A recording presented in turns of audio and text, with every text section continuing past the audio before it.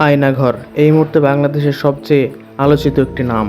আয়নাঘর মূলত বাংলাদেশের প্রতিরক্ষা বাহিনী দ্বারা পরিচালিত একটি গোপন বন্দিশালা, যেখানে বলপূর্বক বিভিন্ন ব্যক্তিবর্গকে এখানে এনে আটকিয়ে রাখা হতো। এমনকি তাদের আটকের খবর সেসব ব্যক্তিদের পরিবারকেও জানানো হতো না। অত্যন্ত গোপনভাবে তাদেরকে এখানে আটকিয়ে রেখে নির্যাতন করা হতো। রাজনীতিবিদ থেকে শুরু করে সামরিক কর্মকর্তা পর্যন্ত এখানে বন্দী ছিলেন। আজকের ভিডিওতে চলুন দেখে নেওয়া যাক কারা কারা এই আয়নাঘরে বন্দী ছিলেন এবং পরবর্তীতে মুক্ত হয়েছেন। আবদুল্লাহিল আমান আজমি, যিনি বাংলাদেশ সামরিক বাহিনীর একজন সাবেক ব্রিগেডিয়ার জেনারেল, এবং তার আরও একটি পরিচয় হচ্ছে তিনি বাংলাদেশ জামায়াত ইসলামের সাবেক আমির গোলাম আজমের মেজো ছেলে। বিভিন্ন তথ্য এবং পারিবারিক সূত্রে জানা যায় 2016 সালের 23শে আগস্ট ব্রিগেডিয়ার আজমিকে তার নিজ বাসা রাজধানীর মগবাজার থেকে সাদা পোশাকধারী কিছু ব্যক্তি আইন শৃঙ্খলা বাহিনীর পরিচয় দিয়ে তাকে উঠে নিয়ে যায়। তারপর থেকেই গুমের শিকার হয়েছিলেন তিনি। সম্প্রতি 5ই আগস্ট আওয়ামী লীগ সরকারের পতন হলে 6ই আগস্ট মুক্ত হন ব্রিগেডিয়ার আজমি। জানা যায় দীর্ঘ 8 বছর তিনি আয়নাঘরেই বন্দী ছিলেন। আয়নাঘরে বন্দী থাকা অবস্থায় বিভিন্ন নির্যাতন প্রসঙ্গে ব্রিগেডিয়ার আজমি তার একটি ব্যবহৃত গামছা দেখিয়ে বলেন, গরমের সময় নামাজ পড়ার জন্য, কিন্তু চোখের পানি মুছতে মুছতে মুছতে মুছতে এটা যে পরিমাণ চোখের পানি মুছছি যদি সেভ করা যেত একটা বড় দিঘি হইতো। দিঘি বুঝো?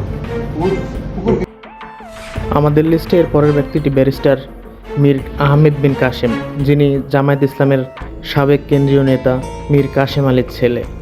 পেপার পত্রিকা এবং পারিবারিক সূত্রে জানা যায় 22শে আগস্ট 2016 সালে তাকে তার মিরপুর ডিওএসএইচ এর বাসা থেকে আইন শৃঙ্খলা বাহিনীর পরিচয় দিয়ে কিছু সাদা পোশাকধারী লোক তুলে নিয়ে যায়।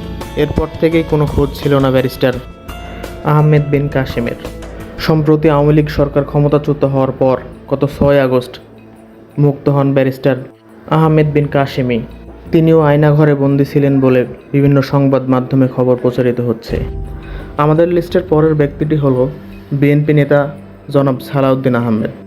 2015 সালের 10ই মার্চ রাজধানীর উত্তরায় তার বন্ধুর বাসা থেকে আইন শৃঙ্খলা রক্ষাকারী বাহিনী পরিচয়ে সাদা পোশাকধারী কিছু লোক তাকে তুলে নিয়ে যায়।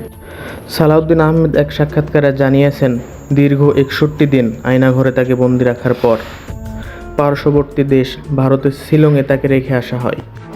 ভারতে দীর্ঘ 9 বছর নির্বাসিত জীবন কাটিয়ে সম্প্রতি দেশে ফিরেছেন তিনি। আমাদের লিস্টের পরে আছেন একজন অভিনেত্রী। 2018 সালের নিরাপদ সড়ক চাই আন্দোলনের কথা তো আপনাদের মনেই আছে। ওই সময় সরকার বিরোধী এক পোস্ট করে আটক হন অভিনেত্রী কাজী নওশবা। সম্প্রতি এক সাক্ষাৎকারে এই অভিনেত্রী জানিয়েছেন ওই সময় তাকে 5 দিন রিমান্ড সহ টানা 21 দিন একটি অজ্ঞাত স্থানে আটক রাখা হয় এবং নির্যাতন করা হয়। পরবর্তীতে তিনি আদালত থেকে 5,000 টাকা মুচলেকাই জামিনে মুক্ত হলেও স্বাভাবিক জীবনে ফিরতে পারেননি খুব সহজেই। অভিনেত্রী জানান ওই সময় তিনি তার নিজের একমাত্র কন্যাকেও চিনতে পারছিলেন না। স্বাভাবিক জীবনে ফেরার জন্য 6 মাস রিহাব সেন্টারে থাকার কথাও স্বীকার করেন এই অভিনেত্রী। আমাদের লিস্টের পরের ব্যক্তিটি হচ্ছে ইসলামিক বক্তা আবু তহা মোহাম্মদ আদনান। 2021 সালের 10 জুন রাজধানী ঢাকা থেকে নিখোঁজ হন তিনি। টানা 7 দিন নিখোঁজ থাকার পর 17 জুন 2021 সালের রংপুর থেকে তাকে উদ্ধার করে আইন শৃঙ্খলা রক্ষাকারী বাহিনী। ওই সময় স্বরাষ্ট্রমন্ত্রী আসাদুজ্জামান খান বলেছিলেন পারিবারিক কলহের জের ধরেই আত্মগোপনে ছিলেন তিনি। তবে সাম্প্রতিক সময়ে এক ফেসবুক স্ট্যাটাসের মাধ্যমে তিনি জানান আয়নাঘর নিয়ে তিনি একটি বই লিখবেন। এতে বোঝা যায় তিনি ওই 7 দিন আয়নাঘরেই বন্দী ছিলেন। এছাড়াও আরও অসংখ্য লোক এই আয়নাঘরে বন্দী ছিলেন বলে বিভিন্ন সময় অভিযোগ করা হয়ে থাকে।